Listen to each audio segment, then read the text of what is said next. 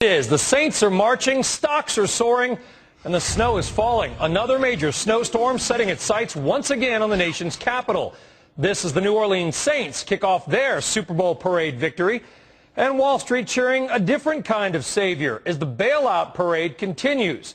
This time, European governments mulling whether to come to the rescue of debt-burdened Greece. Congressman Ron Paul says it is time to rein on the parade of government interventions. The Texas Republican and former presidential candidate joining us now by phone. Congressman Paul, thank you very much for joining us. Brian Sullivan in for Neil. What do you make of the news that European officials are mulling bailing out Greece? Well, I think it gives everybody a reprieve, maybe for a day. You know, the dollar goes down, the stocks go up, the euro improves. You know, I think it's temporary. It is such an overwhelming problem. But we ought to learn a lesson about what's going on when you look at Greece. It's a country that's one-third the size of California.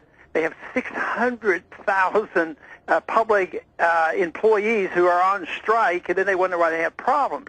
But even though they're in bad trouble and they make us look good, in compared to them, we're facing the same type of problem. California is in desperate shape. Our country isn't far behind, but the other European countries are so bad that it sort of gives us a false sense of security that we can bail out everybody.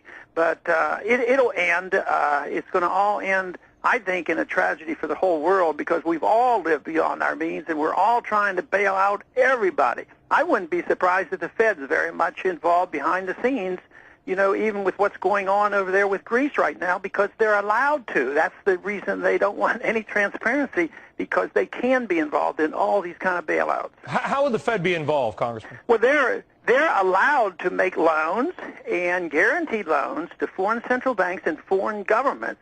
So if the euro is having a little trouble and the Feds want to act behind the scenes, they can literally do that, and they don't have to be responsible.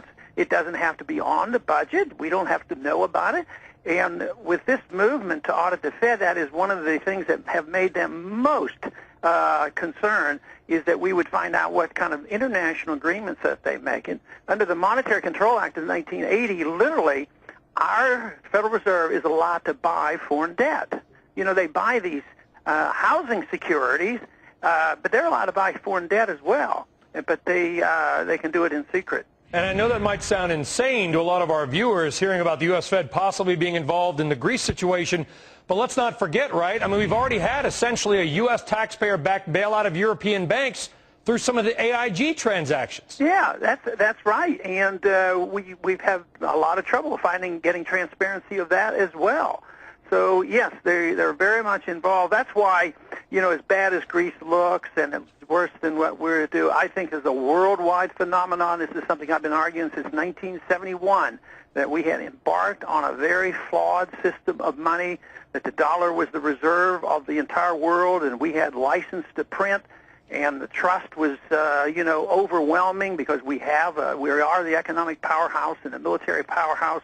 So we were able to do what other nations couldn't do. Other countries would have been called to task, but we have literally been able to inflate at will, spend at will, and export our inflation to other countries who then would monetize our debt for us. Well, is the term bailout maybe a misnomer, Congressman? Isn't it just kicking the can down the road? I mean, even if they help them out with their debt, they restructure some of their debt, these problems, you mentioned all the government employees, the big pensions, the early retirement, those problems are not going away. Oh, I think you're absolutely right. And that's where the real problem is, you know, even domestically here, we so-called bailed out, you know, Goldman Sachs and these other companies, but all we did was we took some bad assets and dumped them on the American taxpayer. So that either the Treasury got involved or the Federal Reserve bought them, so the victims might have changed, but the problems have just been continued, and we have not resolved it, because it requires cutting spending. And that's what Greece is facing right now. You know, their prime minister wants to cut, or at least he's proposing to cut. But that's why the 600,000 are on strike. We won't have any part of this cutting. You know, it's insanity. And someday the world will wake up and say, it's unbelievable what the world has done, and actually we had led the charge because we run the reserve currency, and we have literally been printing the gold for these 30-some years. Okay. Congressman Ron Paul, sir, thank you very much for joining us.